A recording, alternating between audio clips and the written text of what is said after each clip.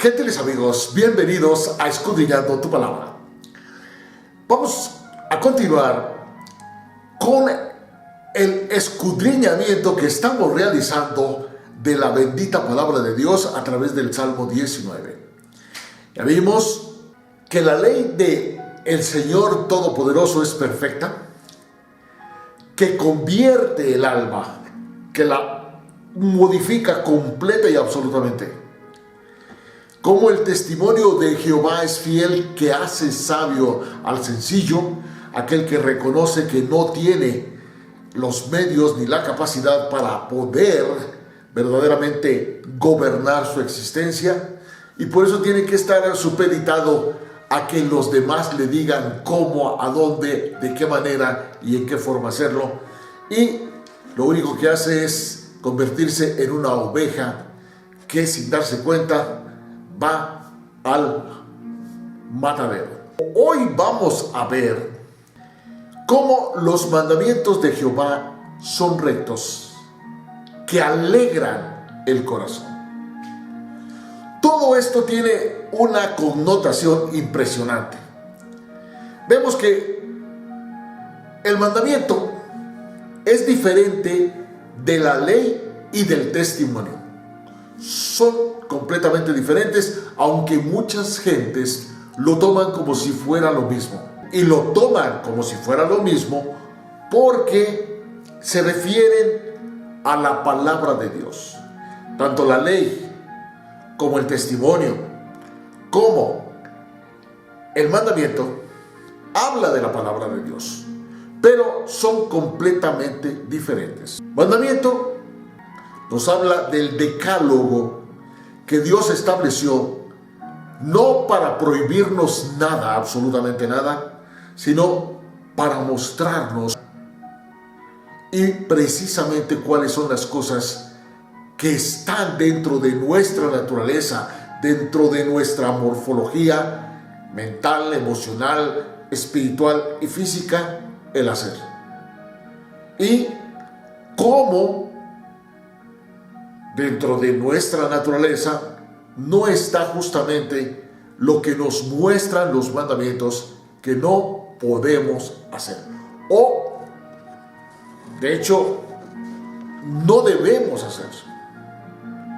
Los podemos hacer, pero tendremos que pagar las consecuencias de haber infringido esos mandamientos. Y por eso, el mandamiento o los mandamientos hablan de dichos, de ordenanzas y principios divinos, estatutos, que están establecidos en la palabra de Dios, que está contenida en la Biblia, para que nosotros sigamos ese manual, sigamos esos mandamientos y sepamos cómo y qué debemos hacer. Pero deber en el sentido de lograr un propósito y un beneficio para nuestra vida, no en el deber y el tener que nos enseñaron nuestros padres. Nuestros padres, cuando niños o desde niños y desde ahora incluso de adultos, nos dicen: tú debes hacer tal cosa, tú tienes que hacer tal otra. Pero Dios no se manifiesta de esa manera. Dios nos muestra que nosotros debemos movernos en el querer y el hacer de su perfecta voluntad, porque la voluntad de Dios es perfecta. Y todo lo que es perfecto tiene un propósito bueno y beneficioso para aquel que lo sigue. David afirma en este salmo que estos principios divinos son rectos. Por eso dice: los mandamientos de Jehová son rectos. Pero si nos damos cuenta, podemos ver que cada uno de estos mandamientos, preceptos, tienen una recompensa. Es decir, David nos muestra a través de este Salmo 19 que el que sigamos la ley de Jehová nos conviene, porque la ley de Jehová es perfecta, que convierte el alma. El testimonio de Jehová es fiel, que hace sabio al sencillo. Los mandamientos de Dios Todopoderoso son rectos, que alegran el corazón. Y la palabra recto significa el sendero correcto, dar correcta dirección a aquel que sigue el camino recto. Cuando nos ponemos bajo la guía de la palabra de Dios y bajo la unción del Espíritu Santo, entonces tenemos la correcta dirección y nos envía por el correcto sendero. Algo que definitivamente no vamos a encontrar en la sabiduría del mundo, en la sabiduría del hombre. Esto nos está diciendo que es como si Dios mismo nos tomara de la mano, nos liberara de la vacilación, de la incertidumbre, de no saber qué camino tomar, y nos diera profunda satisfacción y una conciencia plena, clara y gozosa de estar en el camino correcto, hacia una meta correcta. Y de tal manera que si el pueblo de Israel hubiese seguido los testimonios, los mandamientos y la ley que Dios estableció, no hubiesen vagado por el desierto 40 años. Cuando llegamos a la meta correcta, entonces el corazón se alegra. La satisfacción plena y absoluta que nos da el saber que hemos hecho lo correcto, que hemos llegado a la meta correcta y que estamos haciendo lo correcto, es algo extraordinario que llena de gozo nuestro espíritu, nuestra mente, nuestro corazón, y por supuesto se regocija y se manifiesta en nuestro cuerpo. Por eso el beneficio que recibe nuestro corazón es absoluto, y entonces nos damos cuenta que no hay otro lugar a donde ir donde podamos encontrar gozo, alivio, felicidad, liberación absoluta de la angustia y liberación absoluta de la depresión y de la ansiedad. Si vemos Jeremías 15:16, dice claramente: fueron halladas tus palabras y yo las comí, y tu palabra me fue por gozo y por alegría de mi corazón, porque tu nombre se invocó sobre mí, oh Jehová, Dios de los ejércitos. Por eso en Deuteronomio 28 dice claramente: y verán todos los pueblos y naciones que el nombre de Jehová es invocado sobre mí, y me temerán.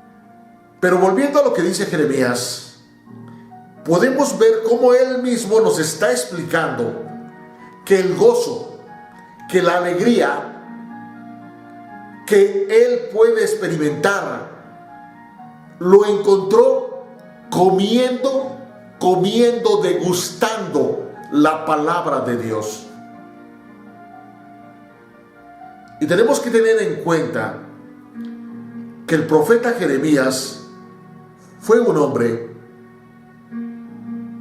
que tenía un enorme conocimiento del sufrimiento. Por eso muchos lo conocían como el profeta llorón. Porque si alguien conoció de sufrimiento, fue Jeremías.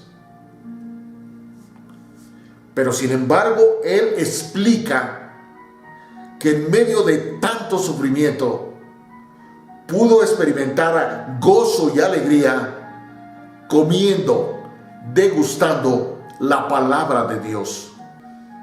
Desgraciadamente, si vemos el libro de Lamentaciones de Jeremías y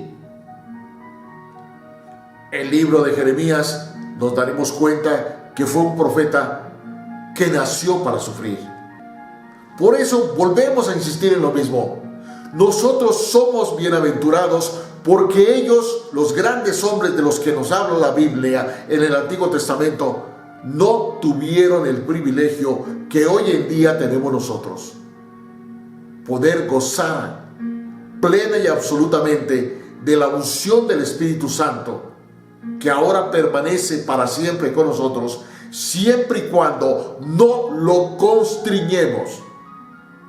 Por eso dice la palabra, no contristes al Espíritu Santo.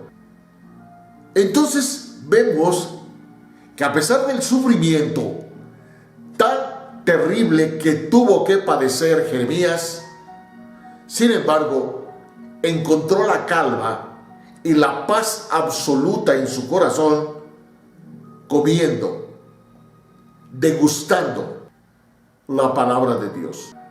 Por eso dice Hebreos 4:12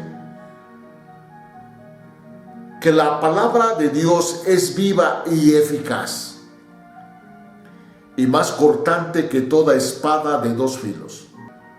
Desgraciadamente, nos damos cuenta de que se ha tomado la palabra de Dios por el filo equivocado. Y por eso, en lugar de darnos todo lo que dice Jeremías, gozo, alegría, paz, nos ha traído religiosidad, ceguera espiritual e incluso muerte espiritual. Por lo mismo, nosotros no necesitamos visiones o experiencias sobrenaturales. Tampoco necesitamos hablar con ángeles, practicar la meditación trascendental, que es peligrosísima, porque abandonamos nuestro cuerpo y en alma nos vamos sin ninguna dirección. No necesitamos practicar yoga o hacer todas esas cosas que estamos trayendo o importando de Oriente con una serie de enseñanzas